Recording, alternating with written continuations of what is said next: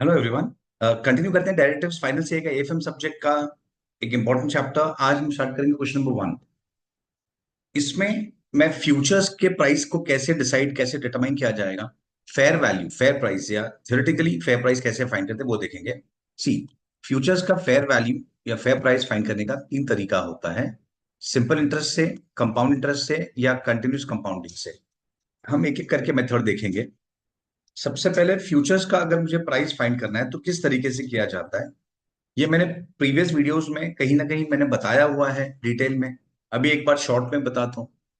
देखो, suppose spot market में मतलब कैश मार्केट में अगर कोई पर्सन शेयर्स खरीदता है, तो सपोज उसने 1000 रुपीज में शेयर्स खरीदा, तो उस 1000 रुपीज पे उसका इंटरेस्ट ब्लॉक होगा। या तो उसने लोन लेके ये पैसे डाले होंगे तो उसे इंटरेस्ट पे करना होगा, या तो उसका अपॉर्चुनिटी कॉस्ट, जो पैसे थे वो पैसे उसने डाले तो उस पर उसका loss of interest, opportunity cost, और तो उसका कॉस्ट हो जाएगा 1050। और उसे हो सकता है कि से 20 रुपीज का डिविडेंड मिला है, तो एंड में आते आते उसका कॉस्ट हो जाएगा 1030। तो मार्केट मैकेनिज्म कैसा होता है कि जो स्पॉट वाले का प्राइस एंड में होगा, वही प्राइस फ्यूचर का प्राइस स्टार्टिंग में होगा। क्यों ऐसा? क्योंकि फ्यूचर्स में तो हमें इन्वेस्टमेंट करना नहीं है, पैसे डालने नहीं है, तो ना इंटरेस्ट लगेगा ना डिविडेंड। तो एंड में आते आते इसका कॉस्ट भी 1030 हो जाएगा। इन शॉर्ट एंड में आते आते दोनों का कॉस्ट सेम हो जाएगा। यह है अल्टीमेट आइडिया कि कोई स्पॉट में खरीदे कि फ्यूचर्स में खरीदे, कॉस्ट सेम होगा। इसीलिए डे वन में ये 1000 है तो फॉर एग्जांपल ये 1030 होगा। और जनरली फ्यूचर्स का प्राइस ज्यादा होता है क्योंकि हम फ्यूचर्स में पैसे डालते नहीं है, वेरा स्पॉट मार्केट में, कैश मार्केट में हम पैसे डाल के खरीदते हैं, इसीलिए हमें एक्स्ट्रा इंटरेस्ट भी पे करना पड़ता है। तो स्पॉट वाले को और फ्यूचर्स वाले को एट पार सेम लेवल में लाने के लिए फ्यूचर्स का प्राइस थोड़ा ज्यादा होता है, जो जनरली इंटरेस्ट एलिमेंट होता है। इन शॉर्ट मैं ये बोल सकता हूं कि फ्यूचर्स का प्राइस जो होता है वो है spot plus interest minus dividend, ये होता है फ्यूचर्स का प्राइस। और ये इंटरेस्ट कैलकुलेट करने के ये तीन तरीके हैं: या सिंपल, या कंपाउंड, या फिर कंटिन्यूस कंपाउंड। हम ये सब पे आते हैं। Illustration number 1, the 6 months forward price of a security. ये हमें फ्यूचर का प्राइस देके रखा है 208। The boring rate is 8% per annum payable with monthly rest. Monthly rest मतलब मंथली कंपाउंडिंग, ये मंथली कंपाउंडिंग होगा। चलो भाई देखते हैं, स्टार्ट करते हैं। What should be the spot price? इसमें उल्टा है, स्पॉट प्राइस पूछा है, फ्यूचर्स का प्राइस दिया गया। तो सिंपल देखो, फ्यूचर्स का प्राइस क्या होता है? Spot plus interest minus dividend. ये सब में डिविडेंड तो है नहीं। फाइन। फ्यूचर्स प्राइस दिया है 208.18। हमारा फ्यूचर्स आज ये प्राइस पे चल रहा है, ये आज का प्राइस है। फ्यूचर्स आज ये प्राइस पे चल रहा है। स्पॉट प्राइस हमारे पास है नहीं क्योंकि ये सिंपल इंटरेस्ट नहीं है, मंथली रेस्ट लिखा है, ये कंपाउंडिंग होगा, तो हमें मंथली कंपाउंडिंग करना है। रेट ऑफ इंटरेस्ट होगा 8 डिवाइड बाई 12.66%। 0.66%, तो 0 डिवाइड बाई 100 करेंगे तो 0.00667 रेज टू एन। एन है हमारा 6 मंथ्स। ये हो जाएगा 208.18 डिवाइड बाई 1.006666। 6 बार डिवाइड करना है, तो एस इज इक्वल टू 200। तो ये हो गया हमारा फ्यूचर प्राइस, ये हो गया हमारा फ्यूचर्स का प्राइस। आई होप, सॉरी, ये हो गया हमारा स्पॉट का प्राइस। तो इस तरीके से हमने स्पॉट का प्राइस फाइंड आउट किया है। आई होप सबको ये पॉइंट समझ गया होगा। आगे जाते हैं, नेक्स्ट सम पे आते हैं। आई होप सबको ये पॉइंट समझ गया कि किस तरीके से हमने स्पॉट प्राइस फाइंड किया। Futures is equal to spot plus interest minus dividend. इसमें डिविडेंड था नहीं इसलिए हमने वो इग्नोर किया। चलिए, ये हो गया मेरा कंपाउंड इंटरेस्ट वाला कॉन्सेप्ट वाला सब। अब हम क्वेश्चन नंबर 3 लेते हैं। इसमें कंटिन्यूस कंपाउंडिंग आएगा क्योंकि देखो यहाँ पे ई रेज टू का वैल्यू दिया है। चलो रीड करते हैं। On 31st August the value of stock index was 2200। The risk free rate has been 8%। The dividend yield on the stock is as under. ये डिविडेंड यील्ड है, ये हमारा आज का डेट है।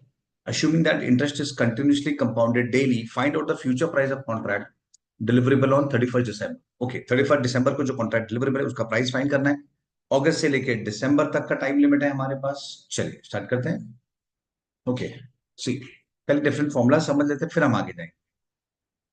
Future price is equal to spot price into e raise to r t. ये होता है कंटिन्यूस कंपाउंडिंग रहा तो हमें e raise to r t से मल्टीप्लाई करना है। देखिए एक बार मैं सिंपल एक्सप्लेन करता हूँ फिर भी। देखो अगर ये सिंपल इंटरेस्ट है तो हमें पता है कैसे करना है। ओके, अगर सिंपल इंटरेस्ट है तो हम नॉर्मल कैलकुलेशन करते हैं। सपोज फॉर एग्जांपल अगर मेरा प्राइस है से 1000, तो 1000 पे इंटरेस्ट निकाला जाएगा कैसे? 1000 इंटू जो भी रेट होगा से X% एंड जो भी मंथ्स होगा से 2/12, इस तरीके से हम निकालेंगे।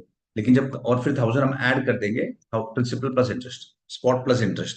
पर कंपाउंड रहेगा तो 1000 जो भी स्पॉट प्राइस है, इन शॉर्ट जो भी स्पॉट प्राइस है into 1 plus r raise to n, और कंटिन्यूस कंपाउंडिंग रहा तो s into e raise to r t, इस तरीके से किया जाए।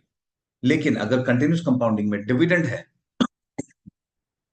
है तो s into e raise to are minus D into t, r minus D into t. अगर डिविडेंड है तो हम इस तरीके से करेंगे। फाइन। ओके, तो ये दो फॉर्मूला पे ध्यान देना कंटिन्यूस कंपाउंडिंग में जो अभी रेलिवेंट है,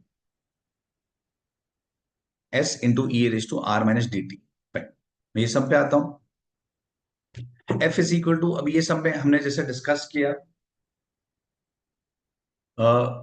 हम क्योंकि इसमें डिविडेंड यील्ड दिया है तो हम ये वाला फॉर्मूला नहीं यूज करेंगे। हमारा फॉर्मूला होगा f is equal to s into e raise to are minus D into T.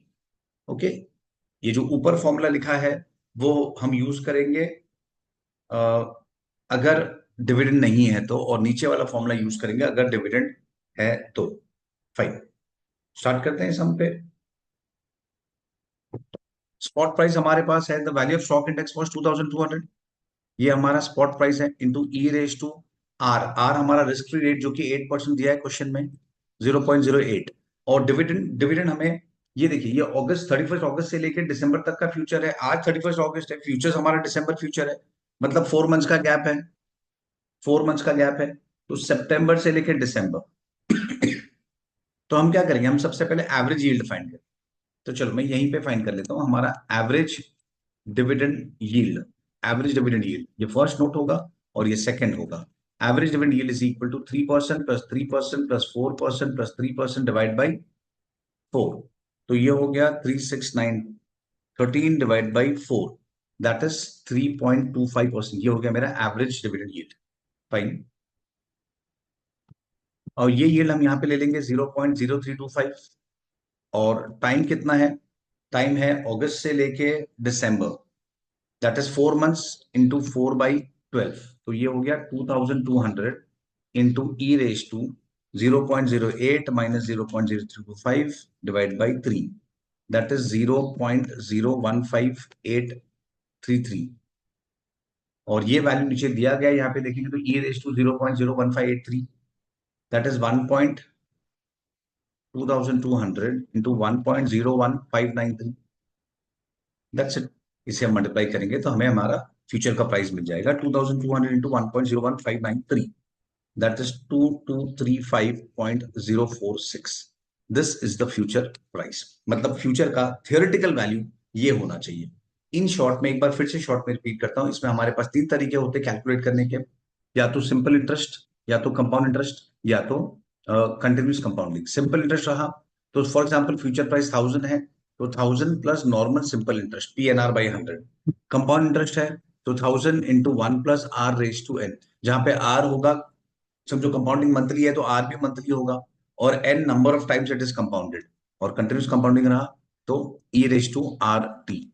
और अगर डिविडेंड रहा तो इसमें हम नॉर्मली डिविडेंड लेस कर देंगे, इसमें भी नॉर्मली हम डिविडेंड लेस कर देंगे, और इसमें हम क्या करेंगे, e raise to are minus D into T, इस तरीके से। फाइन, एक लास्ट पार्ट ये सम के लिए, यहाँ पे हमने जो टाइम कैलकुलेट किया है वो हमने मंथ्स में लिया है। काफी बार ऐसा होता है कि जो ई रेस टू का वैल्यू दिया है वो मैच नहीं होगा, तो हमें एक बार डेज में भी ट्राई करना चाहिए आइडियली। ये चीज, ये 4/12 हम ईयर में भी ले सकते हैं, मंथ्स में भी ले सकते हैं, डे सॉरी डेज में भी ले सकते हैं। लाइक डेज कैलकुलेट करो अक्टूबर से लेकर दिसंबर एंड उतने डेज डिवाइड बाई 365 या 4/12 मंथ्स में, दोनों एक बार ट्राई करो। और क्वेश्चन में यहाँ पे ये फिगर जो सोल्यूशन में दिया होगा, क्वेश्चन में आई मीन जो क्वेश्चन में दिया होगा, अगर उससे मैच होगा तो हम वो फिगर लेंगे। Okay, I hope this is okay. Fine, चलो मैं स्टॉप करता हूँ। चल बाय।